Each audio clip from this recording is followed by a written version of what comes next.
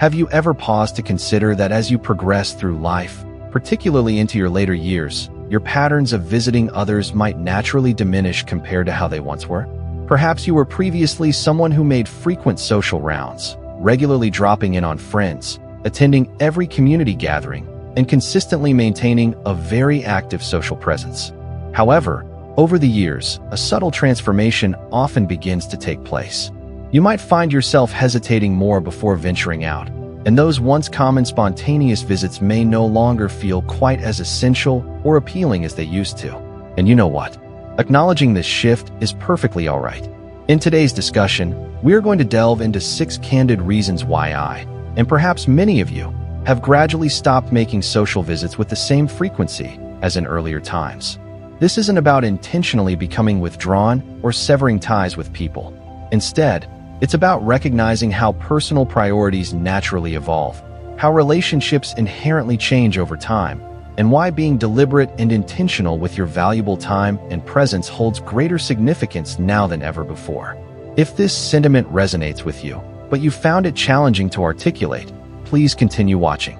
This exploration might provide the language to express feelings you've been experiencing. Stick with me until the conclusion, as these insights could potentially shift your perspective on relationships and foster a greater sense of peace regarding the choices you're making about your social interactions. If you find value in discussions like this, please consider liking this video or subscribing to Old Age Wisdom for more thoughtful content on navigating the journey of aging. Let's begin. Number 1. Conserving energy for the connections that truly matter. As we advance in age, it becomes increasingly evident that our personal energy reserves are not as boundless as they once seemed. Activities that previously felt effortless, such as driving across town, engaging in extended conversations, or attending every single social function, now tend to exact a heavier toll, both physically and mentally. It's typically not a reflection of losing interest in seeing other people, but rather an indication that you've become more mindful and discerning about how and where you invest your finite time and precious energy. You start to internally pose the question, who genuinely holds significant importance in my life? During younger years, being social often involves maintaining appearances, nurturing connections with a broad spectrum of individuals, and frequently saying yes to invitations, sometimes out of obligation rather than genuine desire. However, as time progresses, your perspective naturally undergoes a transformation. You begin to actively seek depth and quality in relationships rather than sheer quantity or breadth. The focus shifts away from striving to be present everywhere, towards consciously choosing to spend time with those individuals who consistently bring peace, warmth, and authentic joy into your life. What once might have felt like important or obligatory drop-in visits now increasingly seem like a substantial drain on your limited energy resources, especially when considering that this same energy could be more fruitfully directed towards strengthening deeper, more meaningful, and mutually fulfilling relationships. Reflect for a moment on how often in the past you might have pushed yourself to show up somewhere primarily driven by feelings of guilt or obligation, only to return home feeling mentally and emotionally depleted. You endure surface-level conversations, share physical space with people who don't truly know or understand you on a deeper level, and ultimately leave with a lingering feeling that your valuable time could have been more wisely or enjoyably spent elsewhere, perhaps comfortably at home. Eventually, many arrive at a powerful and liberating realization. Your time is exceptionally precious, and not everyone is automatically entitled to a portion of it. Consider the example of Martin. He used to feel a sense of unease or guilt when declining invitations.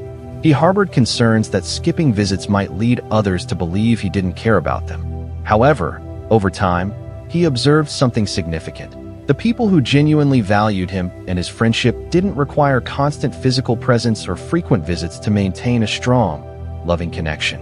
Instead of continuing to pour his limited energy into numerous surface-level interactions, he began consciously investing more time and effort into nurturing deeper, more meaningful relationships. Consequently, being social ceased feeling like a burdensome chore and transformed into a genuine source of pleasure and enrichment. This shift isn't about isolating yourself or cutting yourself off from others entirely. It's fundamentally about making thoughtful, intentional choices regarding your social engagements. You don't need to attend every single gathering or meet with every acquaintance to effectively demonstrate that you care. True, enduring relationships are not built solely upon constant physical presence. They thrive on a foundation of mutual respect, authentic appreciation, and a compassionate understanding of each other's time, energy limitations, and personal space. Number 2, steering clear of unnecessary stress and interpersonal drama. One of the most invaluable lessons that often accompanies advancing age is the profound realization that not all social interactions are worth sacrificing your inner peace for.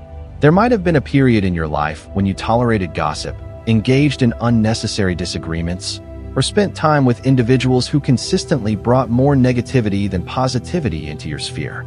However, as time moves forward, you increasingly recognize that safeguarding your emotional well-being must take precedence over diligently maintaining every single connection, regardless of its quality. It's generally not that you've ceased caring about other people. Rather, your tolerance threshold for interpersonal drama and needless conflict has naturally diminished. You no longer feel the compelling urge to argue over trivial matters, repeatedly revisit old grievances, or patiently sit through conversations that consistently leave you feeling emotionally drained and depleted. If visiting a particular person inherently means exposing yourself to significant stress, whether stemming from unresolved family conflicts, subtle passive-aggressive jabs, or repetitive, unproductive arguments, you begin to seriously question the value proposition. Why am I voluntarily subjecting myself to this experience? Take a moment to really reflect on this. Have you ever departed from a social get-together feeling utterly worn out and emotionally exhausted? Perhaps you endured a meal where the predominant focus was on relentless complaining, or maybe you dropped by someone's house out of a sense of duty, only to be greeted with criticism, gossip, or pervasive negativity. There inevitably comes a point in life when you recognize that moments spent immersed in toxic or draining environments are moments irrevocably lost, time you simply cannot get back. And at this stage of life, every minute, every hour, holds significant value. Consider Grace's story. She used to visit certain relatives purely out of long-standing habit, even though nearly every visit left her feeling emotionally depleted. There was invariably underlying tension, always some conflict simmering just beneath the surface, and consistently a palpable sense of being underappreciated or misunderstood. One day, Grace made a conscious and empowering decision. She resolved to stop placing herself in situations that predictably drained her emotional reserves. Instead, she chose to actively surround herself with people who genuinely uplifted her, expressed appreciation for her presence, and made her feel truly seen and valued. And for the first time in many years, engaging socially began to feel genuinely good and restorative again. Herein lies a simple yet profound truth. You possess the absolute right to protect your peace of mind and conserve your energy. You do not owe anyone your time, especially when granting it comes at the direct expense of your own happiness and emotional equilibrium. Actively choosing to avoid unnecessary drama isn't an act of disrespect. It's an intelligent act of self-preservation. Because the individuals who truly value you and your well-being will not expect you to endure negativity merely to prove your loyalty or commitment to the relationship. If you're finding resonance with these thoughts as you watch, we invite you to subscribe to Old Age Wisdom and activate notifications. Your support enables us to continue creating content focused on navigating these life stages with wisdom and grace. Number 3, finding profound comfort in familiar personal spaces. Let me know if this resonates with you as well. There's an undeniable quality about being within the confines of your own home that simply feels inherently right, deeply comforting. Over the course of many years, you consciously or unconsciously curate a space that is uniquely yours, a personal sanctuary where you can fully unwind, engage in quiet reflection, and simply be yourself without pretense or external pressure.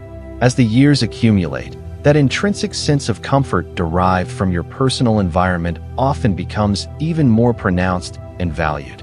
The mere thought of needing to get dressed up, navigate traffic to drive across town, engage in potentially superficial small talk, and spend significant time within someone else's living space may simply not hold the same allure or appeal that it once did earlier in life. This preference isn't necessarily about actively avoiding people. Rather, it's about genuinely valuing the profound sense of peace and tranquility that your own familiar surroundings consistently provide. During younger phases of life, there often exists a strong internal drive to constantly stay busy, actively chase social events, and perpetually seek out new experiences and environments. However, eventually, many individuals arrive at a deeper understanding. Being constantly out and about isn't invariably superior to the quiet contentment found within one's own cherished space. There exists a unique and often underappreciated form of joy associated with waking up in your own bed, savoring coffee from your favorite mug, and possessing the autonomy to know that your day will unfold largely according to your own preferences and rhythms. There's no inherent pressure to entertain guests, no necessity to meticulously coordinate schedules around someone else's plans. Just the simple, unadulterated comfort of living life predominantly on your own terms. For some individuals, the act of visiting others entails navigating environments that may not feel particularly comfortable or relaxing. Perhaps the host's home tends to be excessively noisy, overly busy with activity, or simply lacks that familiar, calming ambience. Maybe the available seating isn't as supportive as desired. The overall environment feels unfamiliar and slightly unsettling, or you simply don't feel quite as relaxed and at ease as you invariably do within your own carefully cultivated surroundings. The unvarnished truth is that as you grow older, prioritizing your physical and emotional comfort often becomes more significant than striving to meet every single social expectation imposed by others or by societal norms. And if remaining at home genuinely brings you a greater measure of peace than traveling to visit others, there is absolutely nothing inherently wrong or antisocial about embracing that preference. Consider Raymond's experience. He used to harbor feelings of guilt about declining invitations, yet nearly every time he ventured out socially, he found himself anxiously watching the clock. The ambient noise, the frequent interruptions, the unfamiliar atmosphere, it all consistently left him feeling drained. One day, he made a firm decision to stop going out merely to be polite or fulfill perceived obligations. Instead, he began extending invitations for others to visit him at his home, specifically when it suited his schedule and energy levels. And for the first time in a considerable while, socializing began to feel genuinely enjoyable again, rather than resembling a burdensome chore. There's a valid reason why your home feels the way it does, because it's intrinsically tailored to your needs, preferences, and history. It's the place where you feel most secure, where your favorite possessions reside, and where you can navigate through the day without constantly needing to adjust or accommodate for anyone else. Choosing to stay in more frequently isn't about shutting out the world. It's about honoring the personal space you've painstakingly built and acknowledging the profound peace it consistently provides. Now, let's transition to discuss something that often emerges naturally with age: the recognition that not every relationship requires constant, active maintenance to remain meaningful. Number 4, valuing quality over quantity in your social life. There's a common societal notion, particularly prevalent earlier in life, suggesting that the more friends you accumulate, the more events you're invited to attend, and the fuller your social calendar appears, the more socially connected and validated you must feel. However, as you gain more life experience and wisdom, you often begin to deeply understand that true social satisfaction doesn't necessarily stem from the sheer number of people surrounding you. Instead, it arises more profoundly from the genuine quality and depth of the relationships you choose to actively maintain and nurture. Consequently, rather than expending significant effort merely to socialize broadly, many older adults consciously choose to invest their valuable time and finite energy into fewer, yet demonstrably more meaningful and enriching connections. At this particular stage in life, superficial friendships tend to lose much of their former appeal. You're likely no longer actively seeking external approval, attempting to impress others, or tenaciously holding on to relationships that fail to bring authentic joy or mutual support into your life. The individuals who genuinely matter in your life typically don't require constant, frequent contact to remain close and feel connected. There often exists an unspoken, mutual understanding that authentic friendship isn't solely measured by how often you are physically present in each other's lives. Rather, it's about showing up meaningfully in the ways that truly count, especially during times of need or celebration. Reflect upon the numerous casual acquaintances you've likely encountered throughout the years, people with whom you spent time perhaps out of habit, sheer convenience, or perceived social pressure. Now, honestly ask yourself, how many of those individuals truly enriched your life in a significant and lasting way? If your candid answer is very few, then it becomes readily apparent why prioritizing depth makes inherent sense. As you age, the perceived need to constantly keep up with everyone naturally tends to fade. The friendships that successfully stand the test of time are rarely built upon mere convenience.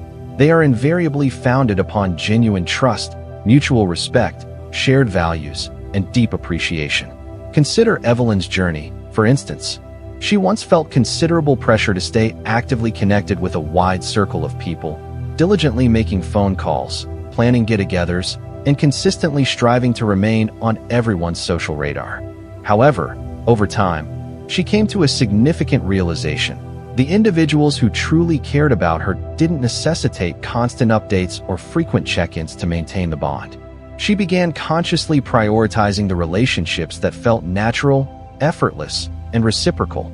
Those connections where she could potentially go weeks or even months without direct communication and still instantly feel that inherent closeness upon reconnecting. Suddenly, her social life stopped feeling like a burdensome responsibility and started to feel genuinely rewarding and fulfilling again. Choosing quality over quantity in your social sphere doesn't equate to isolating yourself or abruptly cutting ties with everyone. It simply signifies strategically directing your energy towards the connections that genuinely lift you up, provide mutual support, and bring positivity into your life, while gently and respectfully stepping away from those relationships that no longer serve a positive purpose or feel aligned with your current values and needs.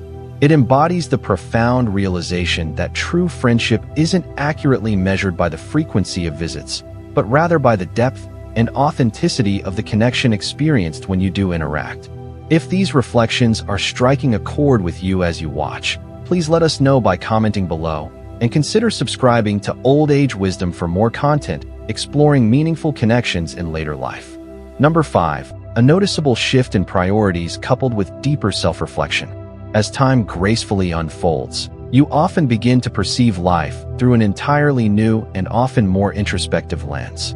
The pursuits and activities that once felt critically urgent, such as maintaining a highly active social calendar, ensuring constant visibility within social circles, or always striving to be part of the crowd, gradually start to lose their compelling grip on your attention and energy.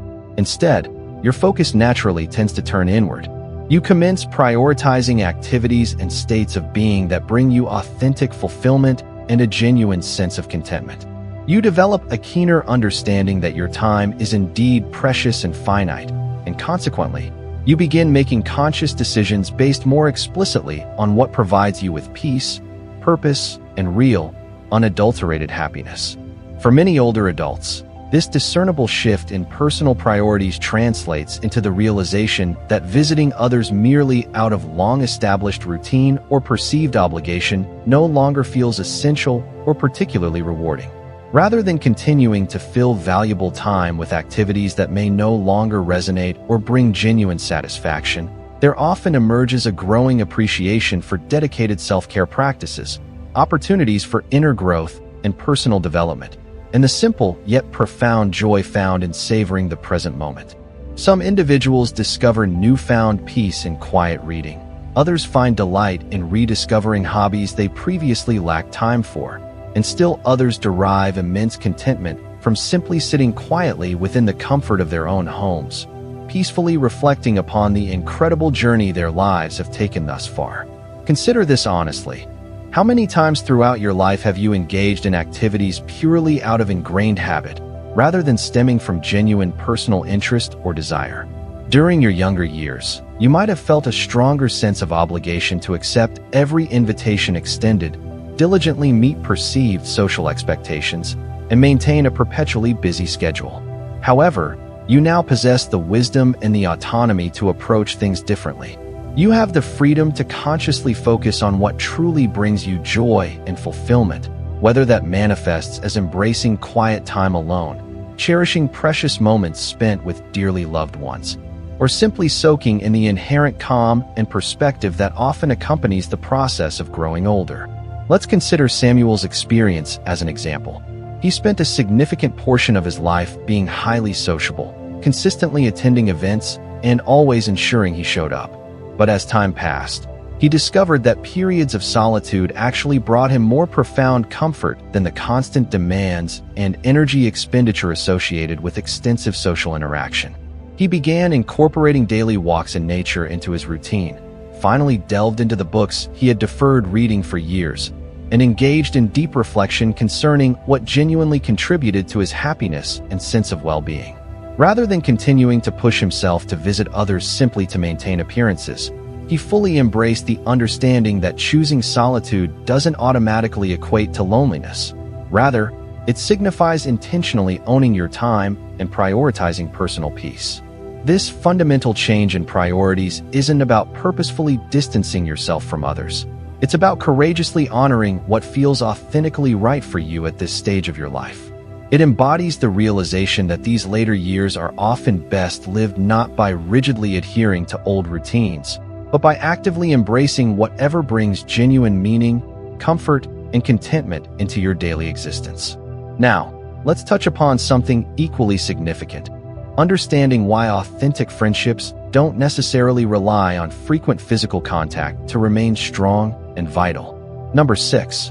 Understanding that genuine friendships don't necessitate constant visits. One of the most reassuring and comforting truths that often crystallizes with age is the profound realization that the most valuable and enduring friendships do not inherently depend upon regular physical visits or incessant communication to thrive. When you are younger, it can sometimes feel as though relationships require constant, active tending, frequent phone calls, regular drop-ins, and consistently going out of your way to maintain momentum and connection. However, with the passage of time and accumulated life experience, you come to understand that authentic bonds, the truly meaningful connections, do not simply fracture or dissolve merely because you don't see someone frequently. The reality is that life naturally guides people along different paths. Families expand or change, personal goals shift, daily routines evolve. Yet, lasting friendships, those connections that genuinely matter, are typically grounded in something far deeper and more resilient than mere physical proximity.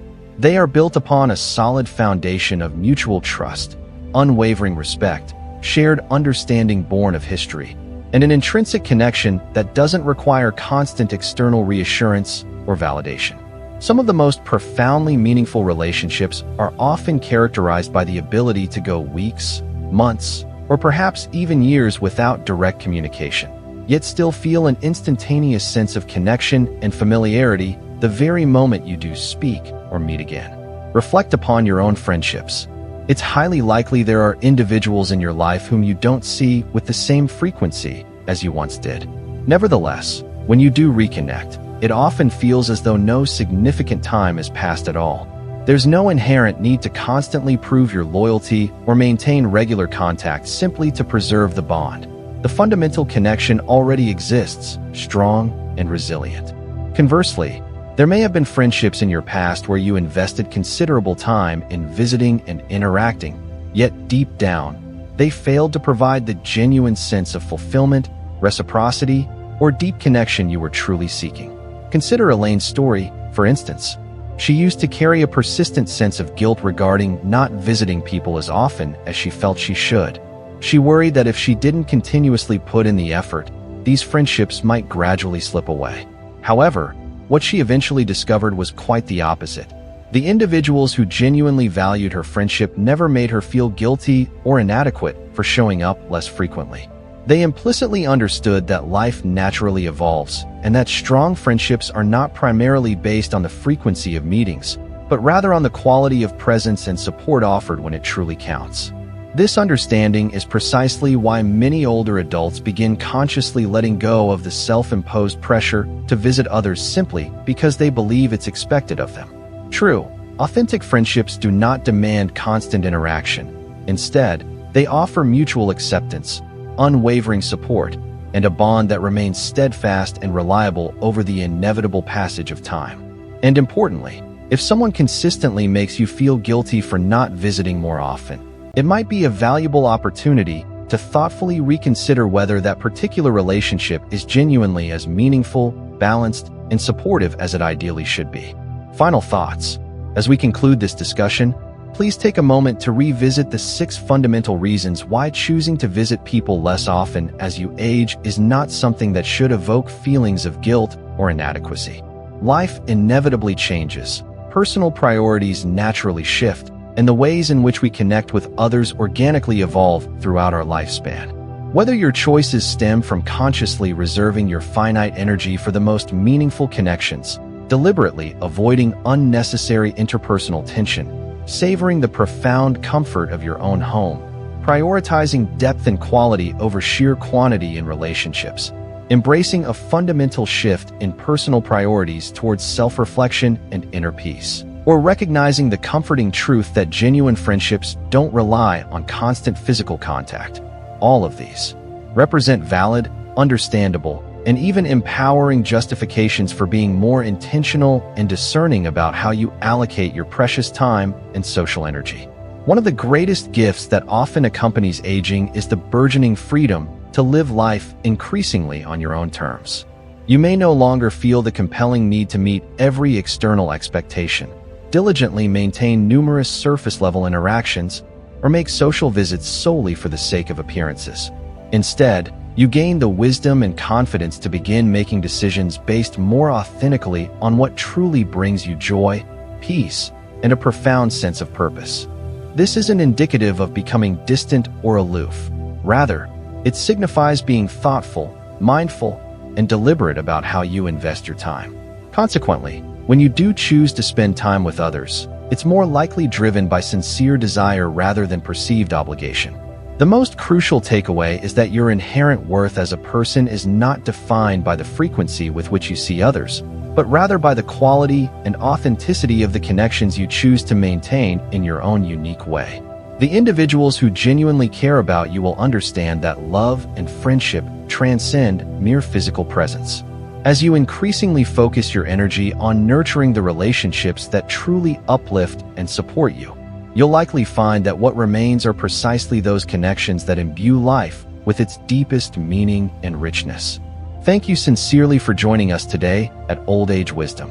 We genuinely value hearing from you. Please leave a comment below sharing one key insight you gained from this discussion and perhaps how you might apply it in your own life. Your thoughts and experiences are incredibly meaningful to us and provide real motivation and support for our community. If you found this video helpful and relatable, please express your appreciation by liking it, subscribing to our channel, and sharing it with others who might benefit. Your support enables us to continue creating valuable content designed to encourage, inform, and empower you on your journey. Thank you for watching, and we look forward to seeing you in the next video.